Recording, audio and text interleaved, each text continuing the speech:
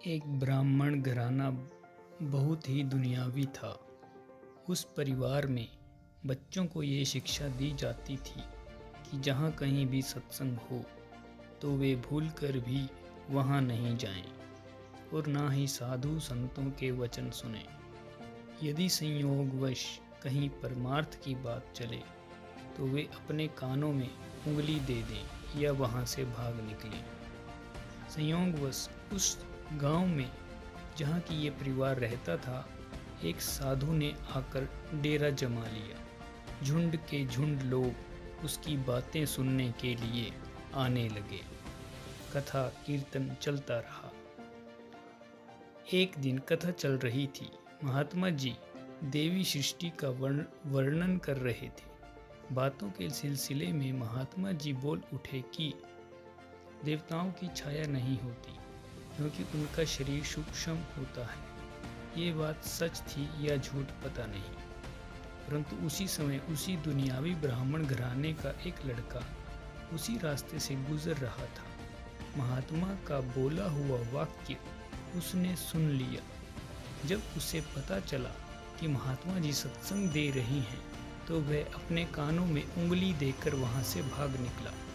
बात आई और गई, परंतु ब्राह्मण होने के नाते उसके संस्कार जागृत हो उठे। महात्मा सच्चे महात्मा के शब्द उसके कानों में गूंजने लगे। अनुभव की बात और है, सुनी सुनाई बात की कुछ और। अनुभव की बात हृदय में तीर की तरह लगती है। हजार कोई रोके किंतु वह हृदय में जगह बनाए बिना नहीं रहती। लड़का अपने घर चला आया था। उसका घराना बहुत ही अमीर था। एक दिन रात के समय काली का वेश धारण करके एक चोर उनके घर घुस आया। उसका भयानक रूप देखकर डर के मारे सारे घर वाले पीले पड़ गए। किसी को भी उसका सामना करने की हिम्मत नहीं पड़ी। जिस लड़के ने सड़क पर चलते महात्मा का ये वाक्य सुना कि देवताओं की छाया नहीं होती, उसका वह वाक्य उसके हृदय में फुरा। दीपक जल रहा था। उसके प्रकाश में बनावटी काली की छाया दिखाई दी। फिर क्या था? महात्मा के उस वाक्य में सच्चाई कि देवताओं की छाया नहीं होती नवयुवक के मन में विश्वास के साथ बैठ गई। उसने झट से डंडा उठाया और चोर को निडर होकर तड़ातड़ धड़ाधड़ मारने लगा।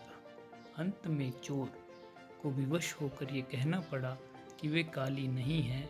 घर के सभी लोग जो डर के मारे एक कोने में छुपे हुए थे, चोर की बात सुनकर सामने आ गए।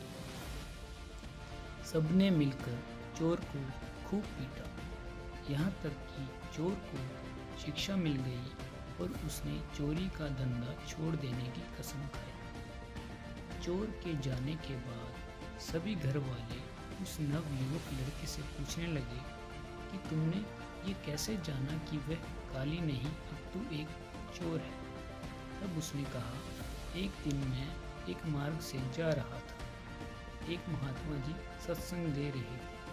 मैं कानों में उंगली देकर भागने लगा, परंतु महात्मा जी के ये शब्द कि देवताओं की छाया नहीं होती मेरे कानों में पड़ ही गए। वे शब्द मेरे मन में गड़ गए। जब मैंने दीपक के प्रकाश में चोर की छाया देखी तो समझ गया कि वह देवता या देवी नहीं हो सकता, क्योंकि देवी देवताओं की छाया होती ही नहीं। इस बात को सुनकर सब चकित हो गए। वे सब थे तो ब्राह्मण ही। ब्राह्मण पने के संस्कार जागृत हो गए।